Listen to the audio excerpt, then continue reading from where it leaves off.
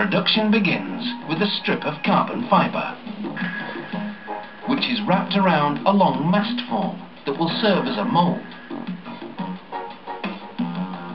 The material is trimmed and the paper backing is peeled away.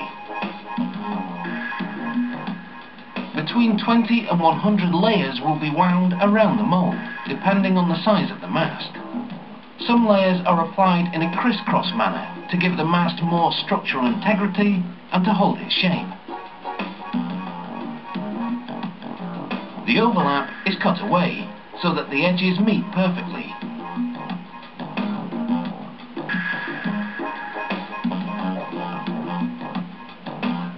The material is slightly creased and bulky at this point, so it's wrapped with plastic tape to compress it, which is then removed. This temporary taping is done after each layer, and the tape is left on after the final layer before a breather cloth is taped around it. Then, a plastic vacuum bag is pulled over the entire mast.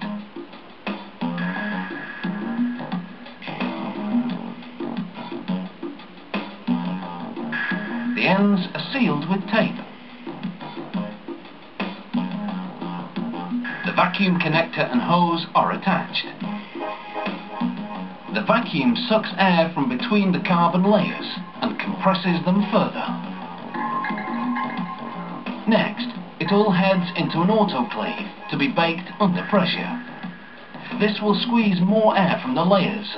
At the same time, the heat will activate glue impregnated into the material, permanently fusing the layers.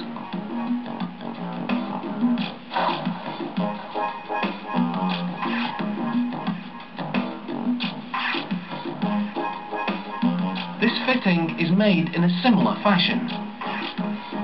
It's called a gooseneck plate and will connect a boom or spinnaker pole to the mast.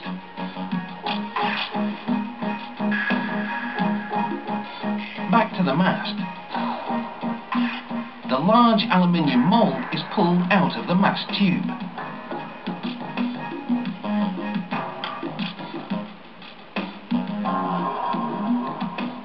The surface is roughened using a disc sander so paint will stick.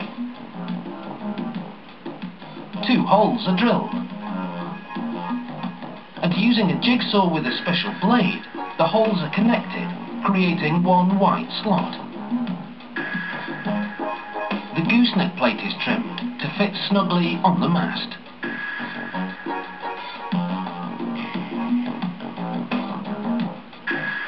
Next, a plastic pipe with a string on the end is manoeuvred. The string is threaded through the mast tube. Then it's hooked and pulled out of the slot made earlier. It's a messenger line, and it will be used to install the rope halyard that will raise the sail. Messenger strings are also used to install electrical wiring, connecting such things as radar, horns and lights. They're all funneled through the inside of the mast. The mast has now been painted, and the upper end of the pulley system for the halyard is installed. A pin that holds the halyard pulley is slid in, and a guard to keep the rope from fraying is bolted on. Next, a wind indicator is screwed on. A signal light is locked on to the top of the mast. It will indicate the boat's direction to passing vessels.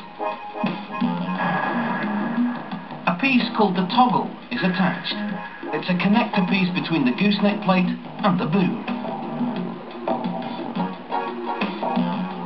This carbon fibre mast is now seaworthy and should make the trip a real breeze. Plain sailing, really.